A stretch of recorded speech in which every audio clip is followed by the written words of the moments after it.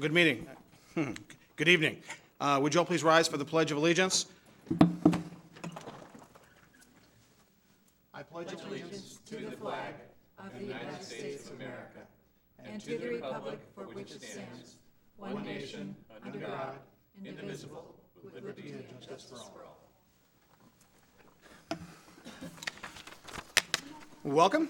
We've got a number of budget presentations that we're going to go over.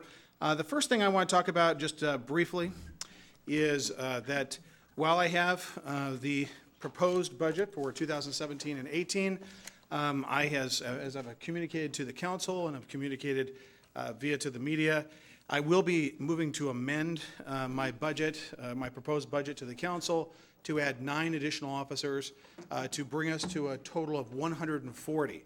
Now, based on, as many as council has seen from our presentations thus far, and that you will see, there are many needs in our community. There are some unmet needs, and it is my firm belief that in order to accomplish these 9 additional officers, we will need to find additional revenue sources. And so staff is working on those revenue sources options, and the idea is to give council a full range of options in which we can very thoughtfully consider those as we move forward on this budget. So without belaboring that, I think I have come to the conclusion, as I know several of my policy partners here on the dais share, that this community needs and deserves for the present and especially for the future, additional law enforcement officers for our community. And I think that'll provide a great basis for this community moving forward to be proactive and to address the crimes that are happening in our community and also to prevent those crimes. I want to let the council know as well that we are embarking on a camera program in regard to certain key entrances and exits in the community, specifically as it relates to the southwest entries into our community, and we'll be moving forward on that, and I'll have a report on that as we start to move forward. But I have also directed our chief, thank you, Chief Wong and your command staff, for the increased emphasis patrols in the southwest section of our city, and we instituted that immediately after the drive-by shooting that occurred last Thursday. And as I communicated with council as well, I personally went out to the home where this occurred, and we just need to make sure that for all of our citizens throughout the community, the 95 souls who call Federal Way home, and especially in this area where we've experienced these issues, we're going to be very proactive in addressing this situation. And so as time moves forward very quickly, we will be providing options for the council to consider. And so I think it would be too soon to speculate and to guess at just a couple of these different options. I think it would behoove everybody involved to take a serious and strong look at these policy options and revenue options, and then we'll move forward. So that's essentially my announcement in regard to my budget amendment. Now, in regard to, for tonight's meeting, we've got department presentations, and I would note that we do have a time constraint in that we've got a reception at 6:45. Whatever we do not finish in regard to these, we will continue during the business section of our meeting. We have, for tonight's meeting, we've got the Performing Arts and Events Center presentation by Teresa Yvonne. We've got a City Council presentation, Finance, Information Technology, and Community Program Requests. Out of respect for our community program request and our community partners, what I would suggest is we call those individuals first, because we're going to be here all night regardless, and so is staff. But I think we've got some folks from the community here that would like to make presentation and make request. Do I need to make an amendment? All right. So that being said, let's go ahead and let's see here.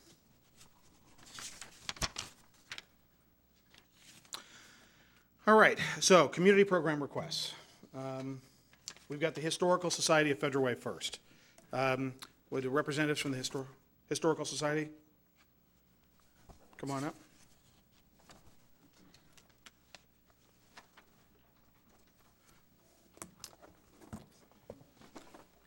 Thank you. Mayor Ferrell, Deputy Mayor Burbidge, and council members. I'm Jerry Knutson. I'm the Vice President of the Historical Society of Federal Way.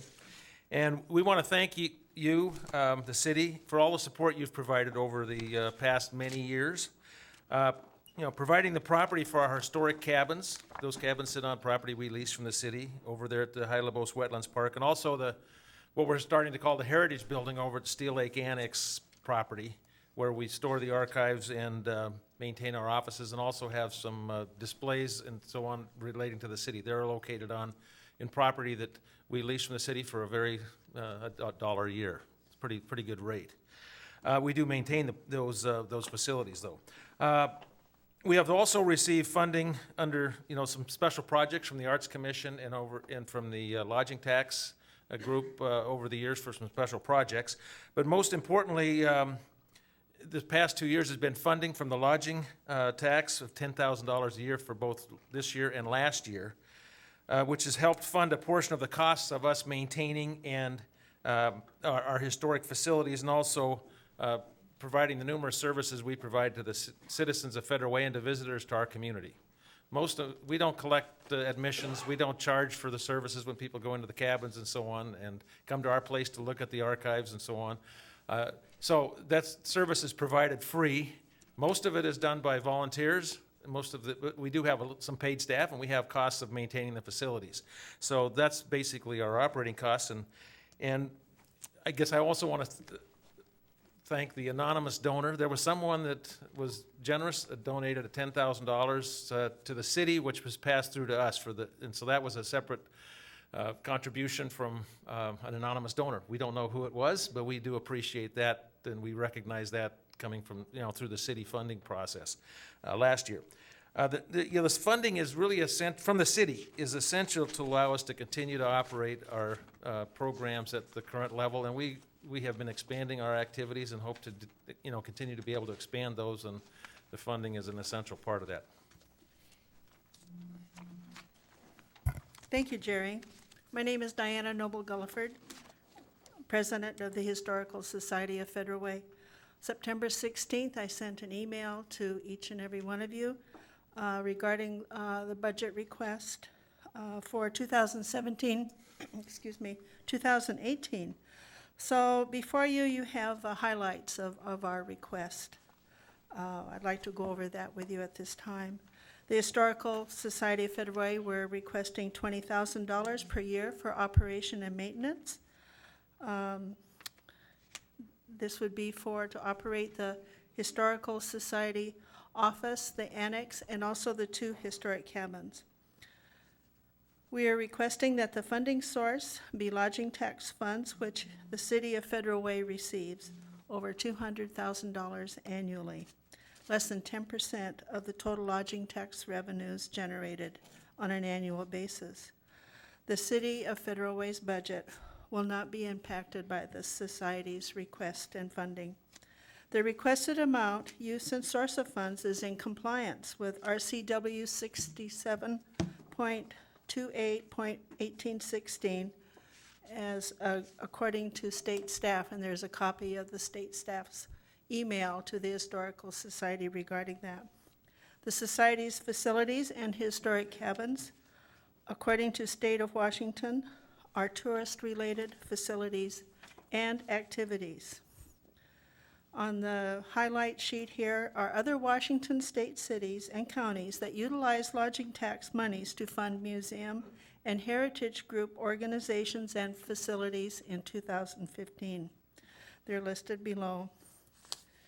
Examples of tourism agreements were also included in our September 16th request, so that we expect to also do reporting according to the request of the city, and also an agreement. So I've also provided with you today a copy of the 2016 annual report from the Historical Society of Federal Way. Do you have any questions? Susan? Yeah. Thank you. Oh, go ahead, sorry. Oh, it's okay, go ahead. Excuse me. That's okay. Who, me? You. Okay, thank you. Thanks, Diana, for being here and talking to us. The city of Tukwila has spent $35,000. Do they have a museum, or what are they spending that on? They have a museum. It's a former KCLS library that they have. I did not go into detail on what these funds were used for Okay, exactly. They were just noted on the state's website when a city does reporting which is required now for lodging tax monies. That's the amount that was showing for the city of Tukwila. okay, thanks very much. Hey, Councilmember Maloney? Thank you. And I understand that in your research, you discovered that there do not have to be hotel stays in, excuse me, in regard to people coming to visit whatever tourist activity it is in order to get the lodging tax. Is that correct? Lodging tax funds. That is correct, and I Okay. provided council and the mayor copies of the RCW where it does show in two separate paragraphs. One is for overnight stays, hotels, and also on a daily visit. Both are required for 50 miles, though. But the overnight is not required. It can be a day visit. Okay, great. And then on the other cities that are funded through lodging tax, do you know what percentage of their, and I know you probably don't know this off the top of your head, but do you have any idea what percentage their funding is as compared to how much they get in lodging tax? No. I don't think I was not able to ascertain what the percentage is. Sometimes the lodging tax is a small part of the total budget of that particular activity at that museum. But I don't know if that's part of the reporting, you know. Okay. Thank you. All right, council, any other questions? Oh, actually, yes, I'm sorry. I please. just, one request for clarification. So you say that you are requesting $20,000 a year for operations and maintenance, blah, blah, blah. Sorry, that was official, blah, blah, blah. But you are speaking of an agreement, right? You're not saying year over year after over year, you don't want to have to ask for it every year. You want to see if you can enter into an agreement for multi-year? Well, that would be beneficial for our organization. We're a nonprofit organization, and in order to plan and do strategic planning for programs and also for improvements to the cabins. Right now, the Denny cabin needs two things. We need to have some custom-made gutters made, and we also need to retrofit it for earthquake. And we're just in the process of beginning this next year of applying for a grant for the steel lake annex for electrical, removing the knob and tube so we can upgrade our insulation, and also replacement of the galvanized water pipes throughout the whole system. Okay. Great. I think that'd be easier on the city, too. Thank you. Councilmember Honda? Thank you. First of all, I'd like to thank you guys for what you do for us, because you're saving our history, and without you guys doing that, we wouldn't have our history being saved, and it would be a great loss for everyone. What would happen to the organization if you did not get the funding that you're requesting? Well, I believe we'd still try to maintain, the gathering and donations of history, the writings of history. Most of this is all volunteers, but we wouldn't be able to keep our doors open to the public. We have a part-time administrator staff right now, 20 hours a week, and that is split between memberships, our collections committee, which means documenting entering things into the database, taking pictures and so on, but also outreach to the community and helping the volunteers and coordinate the volunteers for historical society events and connections to the rest of Federal Way. Thank you. All right, Councilmember Moore? Diana, it's good to see you as always, and Thank you, Martin. You're welcome. And certainly my vision for the Historical Society is to really go into the next phase and continue to get bigger. And I'd love to see a Federal Way Museum right in our downtown. And so, of course, I appreciate everything you guys are doing and the team that you guys have in place. Can you walk me through the fundraising efforts that you guys have done? The fundraising efforts that we've done this last year is February of this year, we had a chocolate buffet. The speaker was Rick Johnson. I call him the mayor of Redondo. He did a program on the history of Redondo. I think we made around $2,000 for that event. And then we had another fundraiser, I can't remember what it was. I think we made a little over $1,000. And then we also pardon me? Oh, our jazz exhibit, that's right.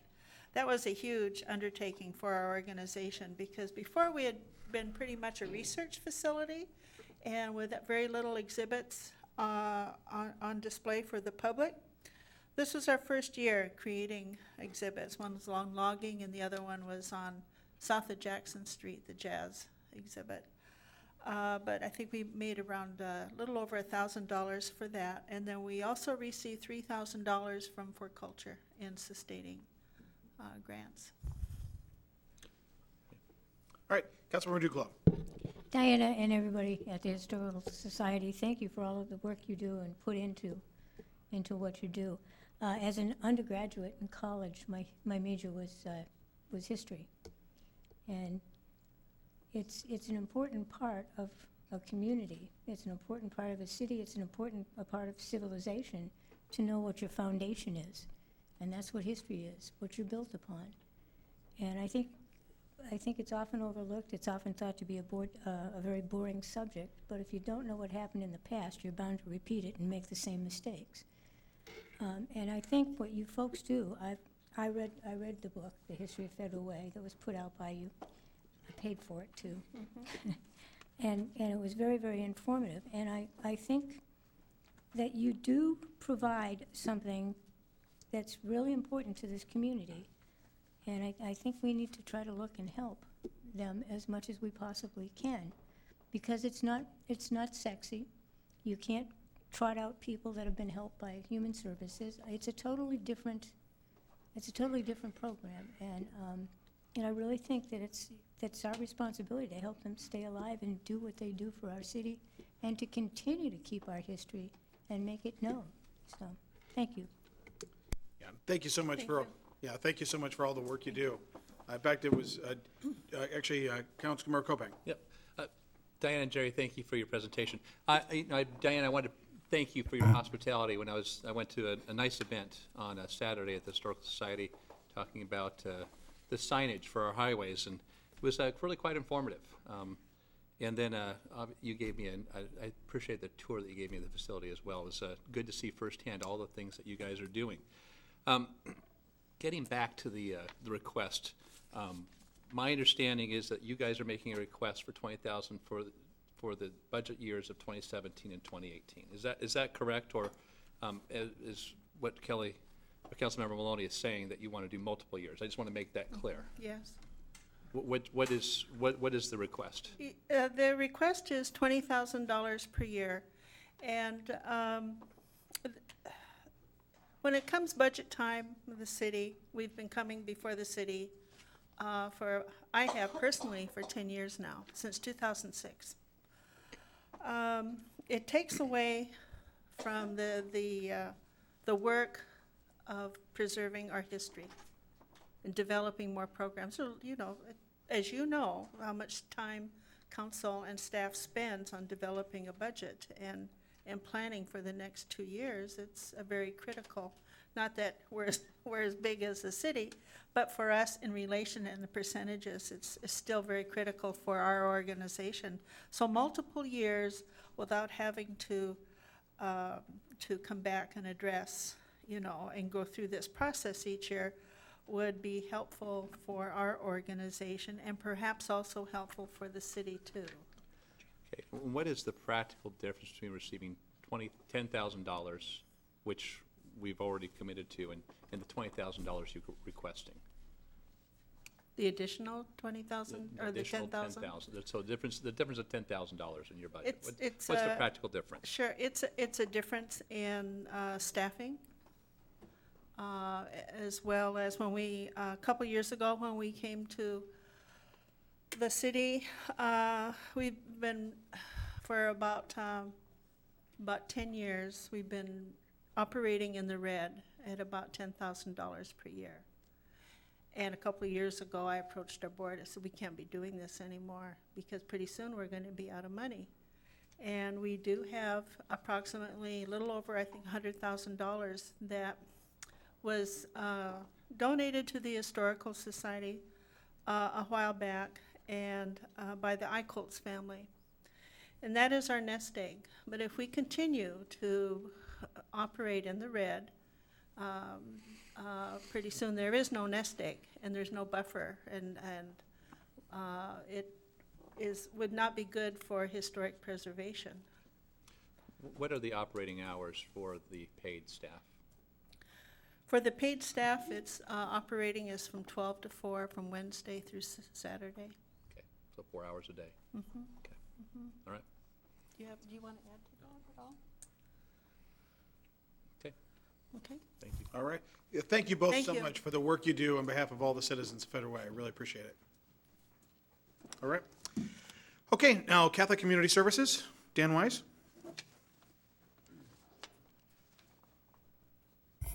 Hi, my name is Dan Wise, and I work for Catholic Community Services. I'm the Director of Homeless Services. Do you guys want to introduce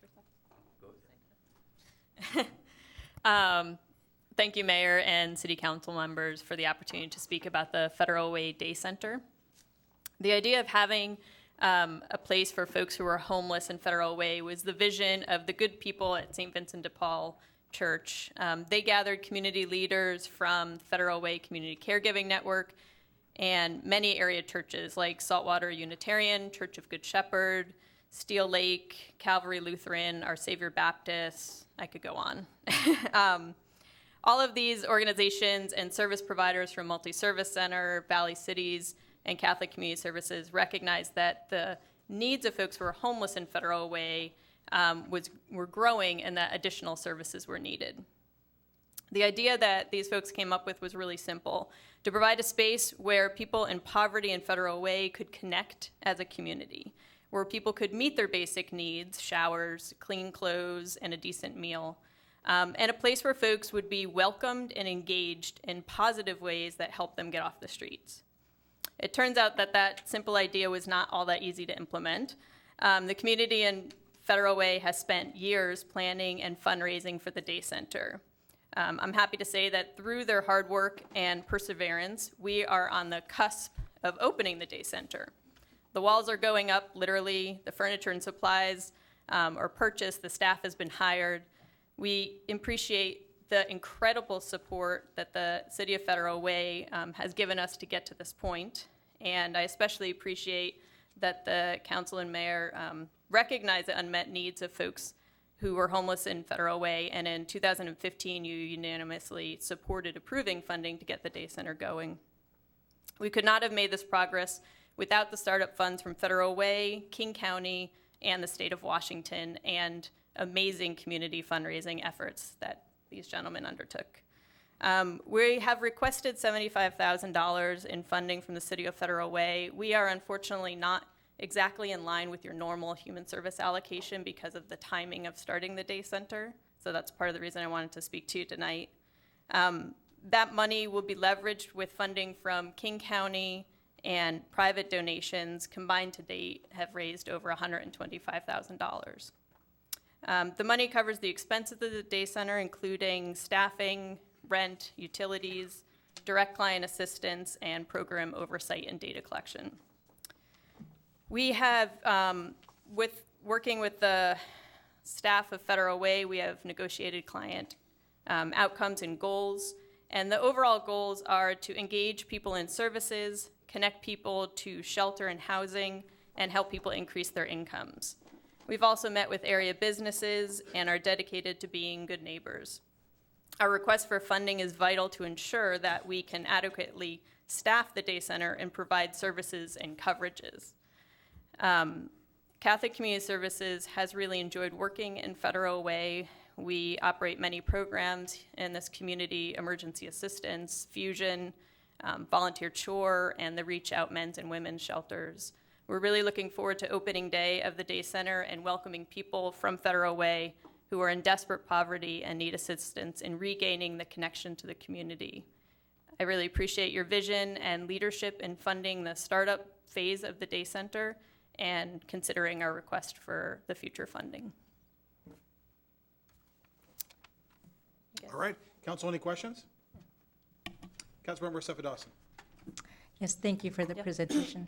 Are you familiar with Renton's Center of Hope? Yes, we provide case management services to people in partnership with them. Yeah, that's what I thought. So Yeah. with that program, people who enter the shelter program are eventually housed, correct? Right. We do the case management service to help them get housing. And is that going to be part of the plan that we're going to have in Federal Way? We, As a case shelter. currently the staffing pattern is that we will have, we can only afford unfortunately a part-time case manager, but we will have a case manager on site to help folks, yes. Find housing? Right, Okay, thank you. yeah. All right, Councilmember Maloney. Thank you. Will you have relationships with organizations that will train the homeless and try to get them community jobs? Yeah, we've had just an amazing outpour of folks that are excited for our opening day. So Multi-Service Center has some fantastic employment programs, and we're located literally next door to them. We have a meeting later this week with the folks from Valley Cities to provide behavioral health services on site. The public health is right in that neighborhood, and so we've talked to them about meeting the healthcare needs of folks. It's just a plethora of services that are really coming together, and excited to have a base to operate out of so that folks can come there and engage in their services. Specifically with DVR, excuse me, or and referrals to companies like Orion Industries or Skills or Pioneer. Do you have any relationships there? We have those in our existing services, and so we anticipate that that will carry over. I don't have like a current memorandum of agreement because Okay. we haven't opened yet, but Okay. yeah. Great, thank Yeah. you. Councilmember Honda. Thanks, and thanks for coming tonight. Yeah.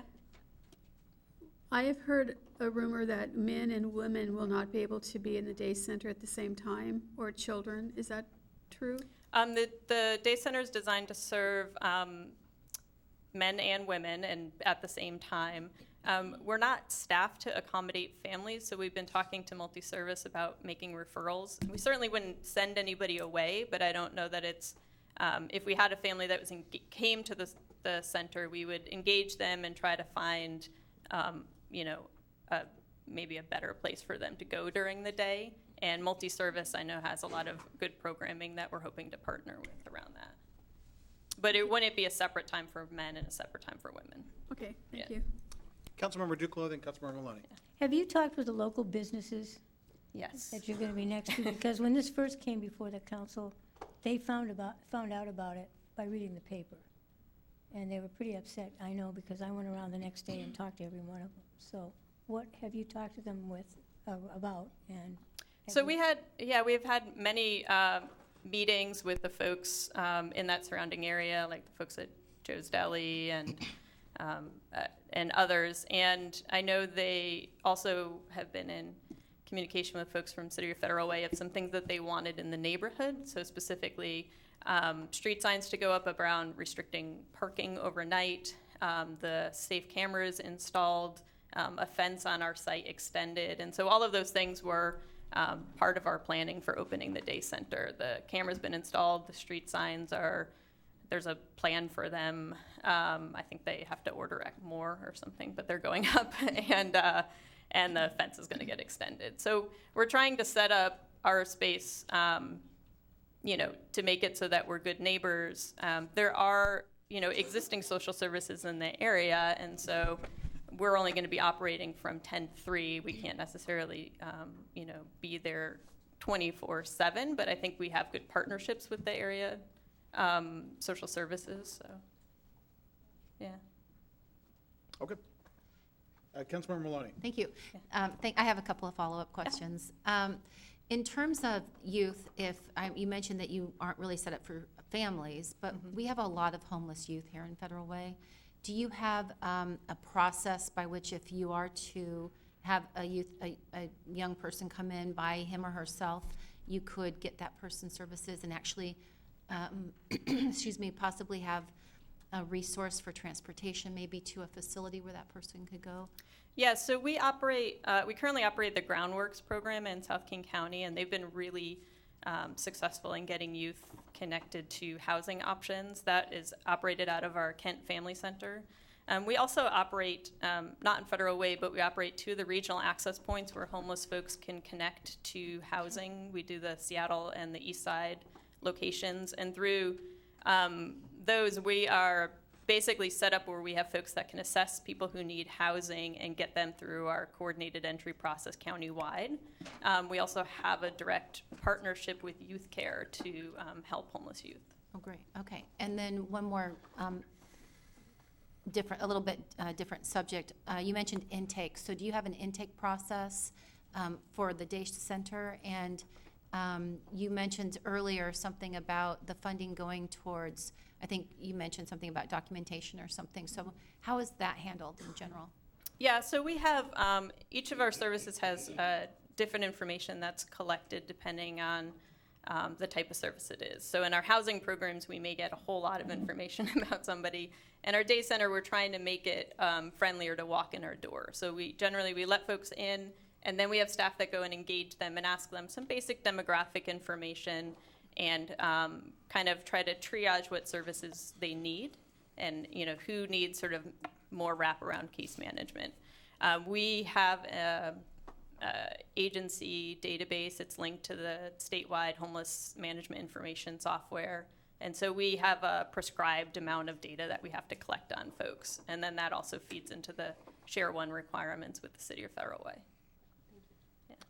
Okay, Councilmember Kopang, and then Councilmember Cefadas, and then Councilmember Moore. Well, Dan, I wanted to thank you and the Catholic Community Services. Definitely a great asset. And Ron and Mart, thank you for your dedication as well. I know you've been working hard. Just wanted to clarify your ask. Yes. My understanding right now is that we've given $50,000 for this year and $50,000 for next year already. Right. The $75,000 that you're asking for, is that another $25,000 for next year? Is it, what are you looking for? So we fell a little outside of your process. So we would normally be doing the 17-18 ask, and we were awarded 16-17 funding just by the nature of the day center. So the 75 would cover the 2018 version of that, so we could then fall in line with your normal process. And the reason for increasing it was we heard when we were meeting with the businesses that folks really wanted more staffing and more services down at the day center. And so that's why we added the part-time case manager, and that was the additional ask. Okay, thank you for clarifying that. Okay, Councilmember Cefadas? Yeah. As we all know, there are a lot of families that are homeless in our community. So what would it take to also serve families? We operate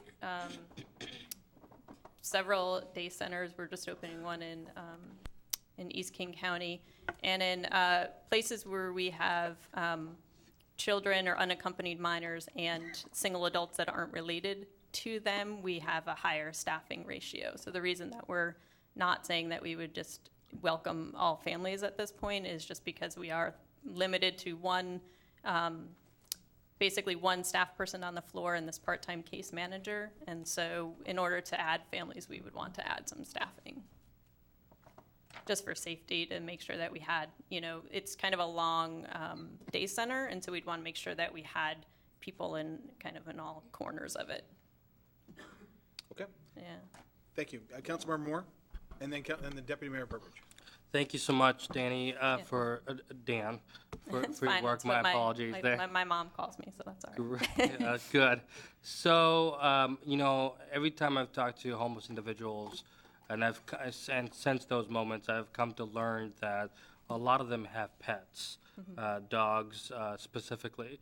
And I know that early on, I inquired about, is there going to be a shower for pets, one shower stall, whatever it is. Is there any update on that? Was that able to be worked into the plans, or was that kind of next? So we have, the space accommodates 2 showers. We will accept folks with companion service animals, pets and that things, as long as they're on leash. What we've done at other sites that's been really successful is we've gotten volunteer services from groomers and pet, like vets and stuff, to come into the center. And that in our other sites has worked out pretty well. So we were hoping to set the same thing up. All right, Deputy Mayor Burbidge? Thank you. I also want to thank each of you Yeah. for your hard work toward this important new proposal for Federal Way. There's a very strong demonstrated need for this day center, and I know each of you have spent time and effort working on this, as well as some of our city staff. Yes.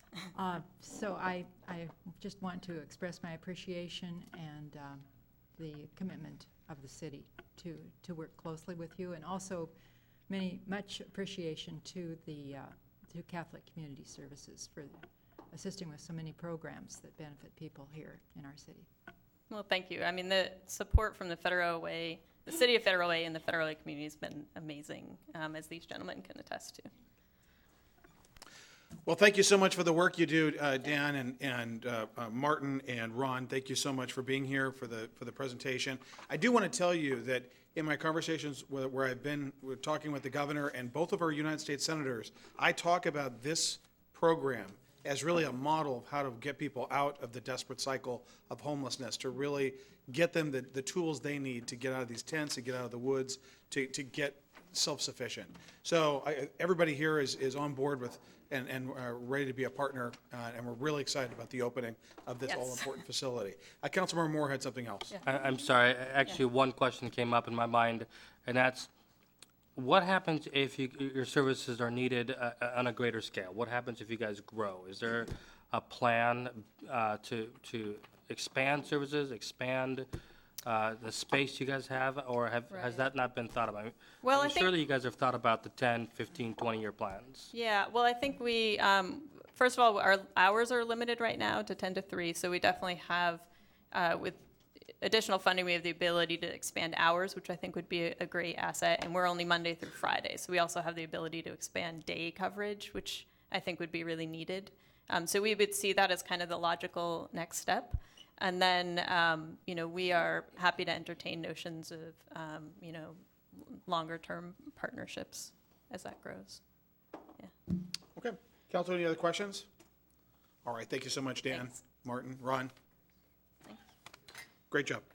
Okay, now we're going to hear from Teresa Yvonne regarding the performing art. Oh, I'm sorry. No, we've got the Lodging Tax Advisory Committee, Tim Johnson. These are under community presentations.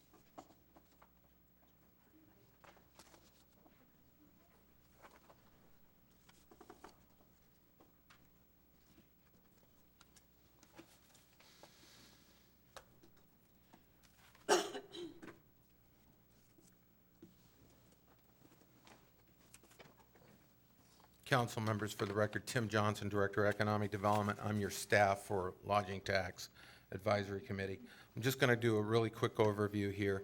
History, mission, accomplishments, focus 2017-18, the budget, and then something on the relevance and significance. As you've heard, that there are many groups in this community, after being here 2 years, that need help with their administration, their operations. And I don't want to confuse operations with facilities. I want to say their organization. And I have a direction of a solution tonight, and I'd like to run through it relatively quickly. I'd like to get to that point so you can ask me questions on that. Again, the Advisory Tax Committee was created in 1997 by you folks under what came out of the state legislature at 67.28 RCW. It's created by City Ordinance 9832-2, and it created a 1% tax on an occupied hotel room per night. The mission is to promote and market tourism in Federal Way.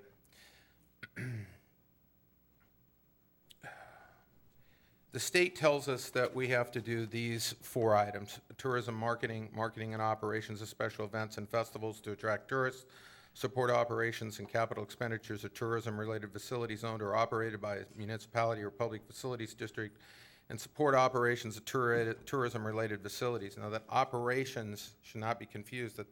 That's everything from structure, foundation, roofing, electrical, plumbing, heating, ventilation, air conditioning. Now, when I got here, this is what I was confronted by. And as you all know, I oversaw what was called the hotel motel tax in San Diego. So I thought this was somewhat unusual, but let me just walk you through this again.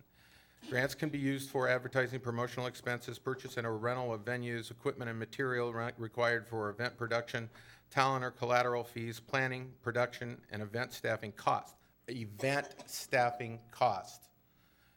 Now, it says what grants cannot be used for: tournament entry fees, team travel, uniforms, giveaway items, including trophies, t-shirts, food, whatever, permanently held equipment, staff salaries, facility upgrades, or capital campaigns. In addition, this fund will not be used to cover any regular operating expenses of the organization that otherwise would occur regardless of the specific event or non-event, and that's the reason why I want to get to this where I'm going. Here's what we did in 2015 and 2016. You know all about this. We've been talking about this at length. I just want to share with you, when I got here, the administration of this thing was a mess, an absolute mess. And I hate to tell you this, but I told you at FedRAC almost 2 years ago that this thing was not aligned with the fiscal year, that the tourism enhancement grants were not aligned with the fiscal year, your fiscal year. So they were actually making grants that you hadn't even approved yet. And then I went back and found that there had been grants that had been issued and there was no reconciliation with those grants. So I've spent a better part of a year trying to work all through this. Then there's the corresponding for focus for 2017 and 18, administration, our continued TEG grants, website, hospitality education training program, outreach to our stakeholders, additional digital welcome sign, update wayfinding signs, in preparation for those major events that we've been talking about, from the Special Olympics in 2018 onto the NC2As, men and women's swimming and diving championships, and hopefully the Olympic trials. Your budget is $225,700. $38,000 is for administration, $30,000 for consulting. Now that $38,500, I'm your only staff person. If something should happen to me, we're in real trouble, because you don't have any. But I'm doing everything. I'm typing every report. If something happened, this is no way to run a railroad. $30,000 for consulting. That includes $10,000 for the Historical Society. $40,000 for tourism enhancement grants, $52,000 for wayfinding and digital welcome signs, and $65,000 set aside for the NC2A Olympic trials and Special Olympics. This is where I cannot believe what the state legislature did. There were 2 major changes in 2013. They defined a tourist as either a business or an individual for business or leisure purposes that leave their place of residence or business and travel 50 miles or more and stay overnight. I don't know where they came up with that. I've never, ever seen that in any state in my entire life. And then the other one was capital expenditures for tourism-related facilities owned by nonprofit organizations are no longer permitted expenditures for lodging tax funds. I'm sorry, was the state legislature asleep at the wheel? So this is what that looks like. That's that 50-mile map. So that's where people have to come from in order to be considered a tourist. What's transpired for us here in this revenue source is that this is a 10-year period with the 2017 forecast. So it shows you before the recession, during the recession, and as we built back up. The 2015, the spike comes from the U.S. professional golfers tournament at Chalmers Bay. We've come down since then because that was a spike. 2017 is a little bit higher. The rationale behind that growth was there's only 3 ways to grow these things, and that's in an increase in demand, an increase in price, and a decrease in supply, because what you want to do is drive the supply, the vacancy rate as low as you can get it. And so we have an estimated annual inventory of 365,000 hotel room nights. We have right now at about 62% occupancy. What's important is that we need to drive this. We need to get more people occupied in these hotel rooms, which will drive this fund. And that's what we're trying to do as diligently as we possibly can. This is a graph that kind of shows that direction of where we're headed.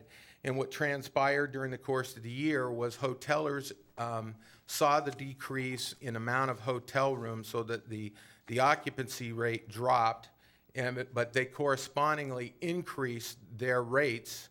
And so we're winding up with just a marginal increase year over year. And that's how that occurred. It was not based upon increase in occupancy. It was not because of a decrease in supply. It was because of a price. And that's how we got to where we're going. Okay, so let's get to where the rubber meets the road. We all need, we know, I've been told that in order to initiate this, I have to come up with new revenue in order to come up with a program. But there are arts, cultural organizations, heritage organizations that are here in town that need help and not get handcuffed by the amount of the money that the state legislature puts on this program, which I think is a crock, but it is what it is. So what I'm trying to do is come up with a creative, innovative idea that is given to the council for your discretion on using for this program, and I call it CHART, Cultural Heritage Arts Trust. And I'm trying to put together a series of examples from other cities from across the country that have done this successfully, whereby their city councils get to, on their budget process or on an annual basis, however you want to approach it, have a fund that's separate for this very purpose, where the only handcuffs are what public policy you as a city council dress on it. Now, we can do this through a matter of different ways, and may I suggest all of you to this. This city council directed and wanted a tourism promotion area. That TPA got passed, you know that. But what wound up happening is that one of the hotelers that was pursuing that activity left and took another job, and unfortunately, nobody's picked up the banner to carry that on. That's one idea. We've got to get back on that track, because that's supposed to bring anywhere between $350,000 to $450,000 a year. That's a significant amount of money. The second element is that if you ever looked at your permitting activity and you looked at development impact fees on this, you certainly can charge based upon the fact where you have these developments coming in and they're not paying the full rate of what I think they should be in this city. And one of those is for cultural, arts, and heritage programs. They come in and build, and then they get up and take their profits and leave, and they don't leave us with anything. The only way that you can achieve that is to capture that as they're going through the process. And our fees are cheap at twice the price. And there are other elements that I've seen that have been taken on, and I will lay this out. And I'd like to have the opportunity to work over, through the first year, because I will not get this done for you by the time you have to have your budget completed. But I'm working it. But I think that this is an opportunity where it gives you the dimensions of the freedoms to be able to do what you want to do for your community. And I'm sorry, I know that you think, I've only been here 2 years, so most of you, I think, just thinks me as part of the woodwork now, but I've had a chance to Tim, we would never think of you as part of the woodwork. Thank you very much, I appreciate that.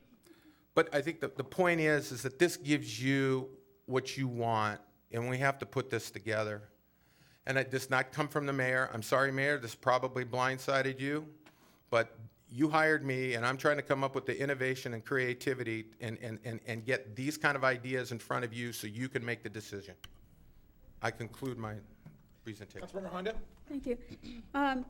If we have a 62% occupancy and we're going to add another hotel potentially, what is that going to look like? And with the,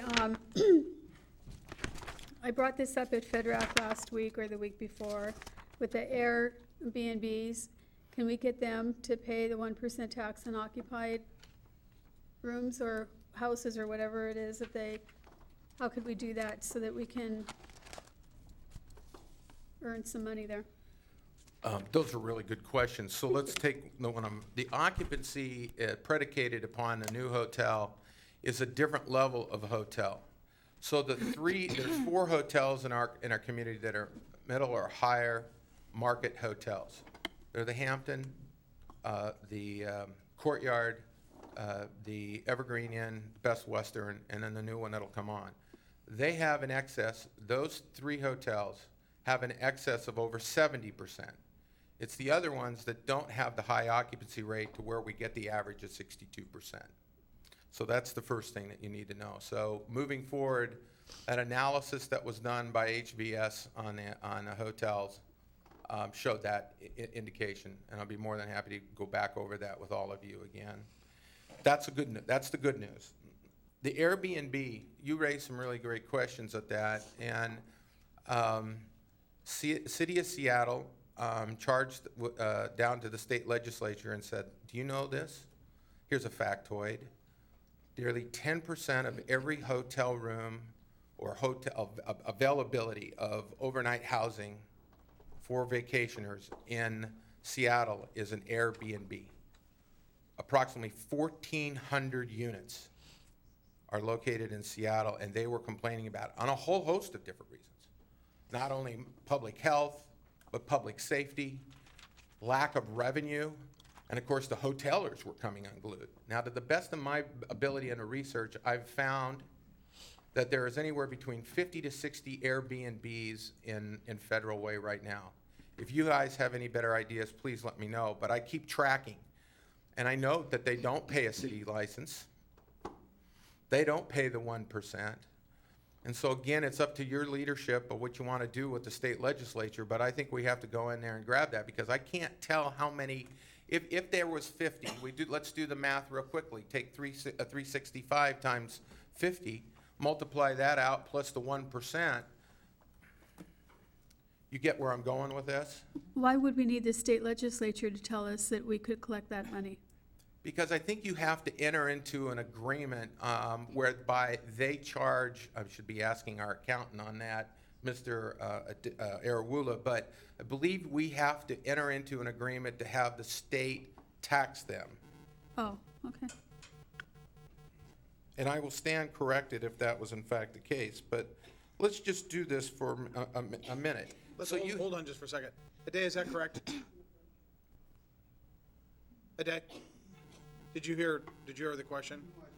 In order to correct a tax on the B&B, would there need to be legislation passed, or excuse me, an agreement between ourselves and the state in order to get that revenue? Yes, it is, because actually the lodging and tax was created with collaboration between the city and those hotel owners. So in order to make any changes to it, those owners also will have to come to the table. And that is part of why the committee, the Lodging Tax Committee, includes those hoteliers, because they are the one bringing in the money. So if I may finish the answer to the question to Councilmember Honda, that's $2.7+ million in overall economic impact that we're losing. Yeah, per year. Per year? Per year. If on a maximum, if you could do that, that's what we're getting. That's not the tax impact. That's not the fiscal impact. That would be 1% on that, which would be $2,700. Which is a longer-term fix. Councilmember Kopang, then Deputy Mayor Burbidge, then Councilmember Maloney. Tim, thank you for your presentation. Can you give us a little bit more of an explanation on what chart actually is and what we'd be looking at as far as removing the handcuffs that appear with this, or that are in place with this LTAC fund?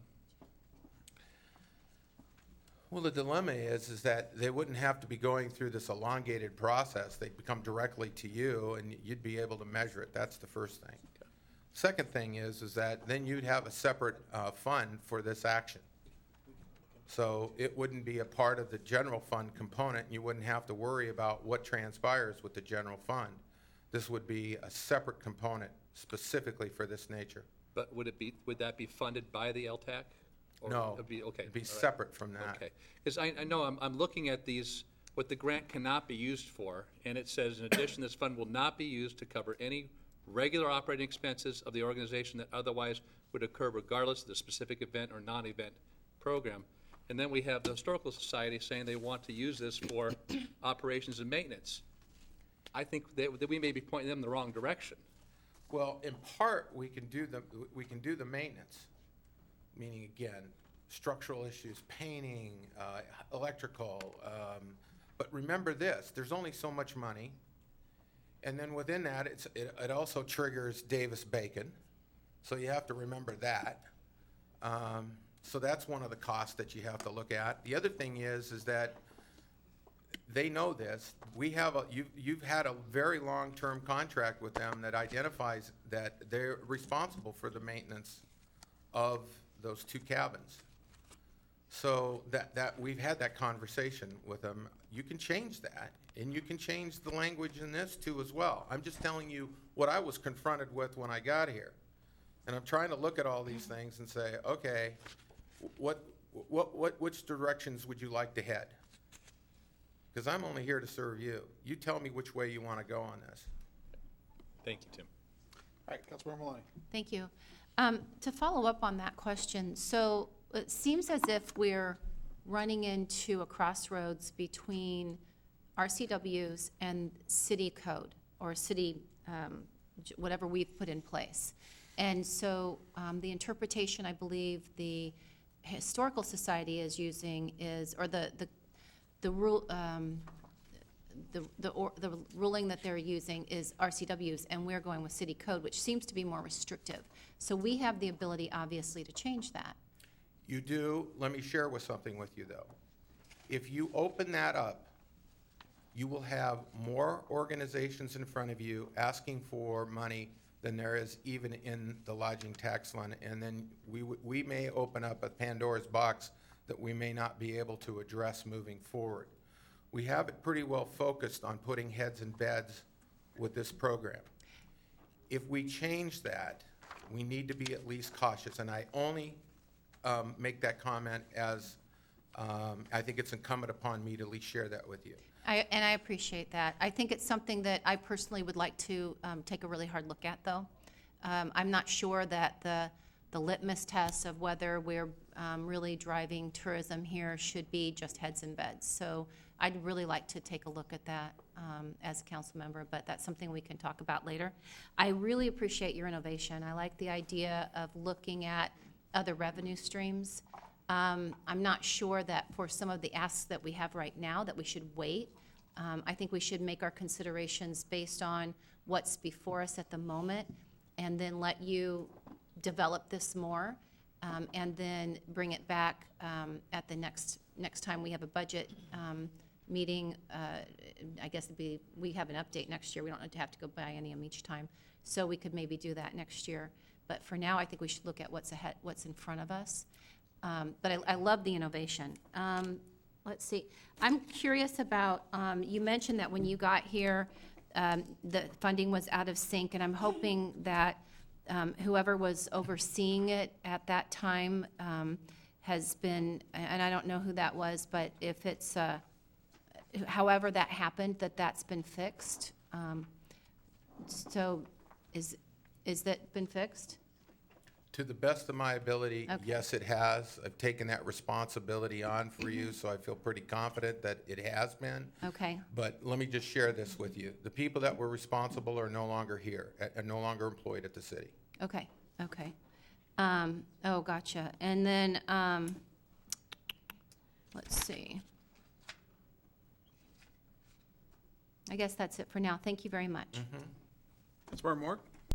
Thank you so much, Tim, for your spirit and your tireless, relentless efforts for building up Federal Way and being partners with us. So appreciate your efforts there.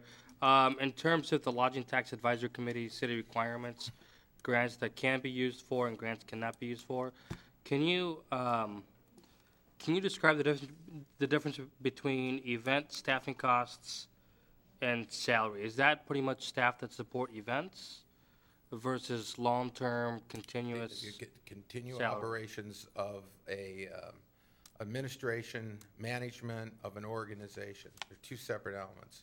One is for short-term event or festival and the corresponding staff time necessary to do that. And the other one is associated with the management of the organization itself.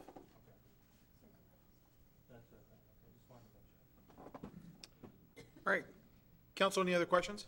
I want to make one clarification, if I may. When I said that I want to make the decision based on what's in front of us now, I don't mean to say that we shouldn't consider possibly altering the city's, the way that we view these things, interpret these things. I think we need to take a hard look at that right now. I'm thinking we should wait on the innovation that you've got, though. That's what I want to just clarify. I think I understood that. Okay, great. Yeah, All right. but thank you for the Thank you. clarification. Deputy Mayor Burbidge. Thank you. Thank you, Tim, for your detailed presentation. I'm hearing strong interest among the council members, and I share the interest in the Historical Society being able to continue their work. However, I also hear concern about the fact that there are other organizations in the city that we value as well, who, if we more or less open this up to broad opportunities for funding, would we possibly be creating a precedent for other organizations to come to us as well with similar requests? And we could find it very challenging, I believe, to address their needs as well. And we also then would need to continue to be careful about certainly the state requirements, but if we have our own requirements, we have to follow them. We have to, unless we were to change them, and then we have the other considerations. Because we do face audits as a city in general, and related to the lodging tax funding as well. So I'm hearing some interest in looking at this in a creative manner, and I would prefer not to postpone being very analytic about this and trying to find a solution sooner rather than later. All right, Council, anything else? All right, Tim, thank you very much for your presentation.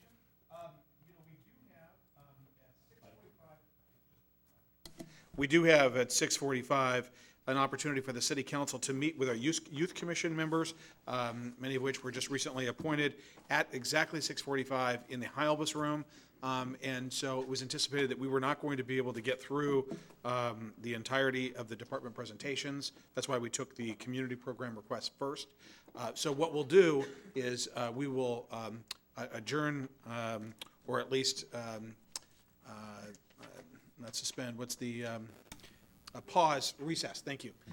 Recess this meeting, and we will reconvene this meeting during the business section of. Mr. Mayor, Yes, we actually need a motion for this, I have a motion. and it's prepared.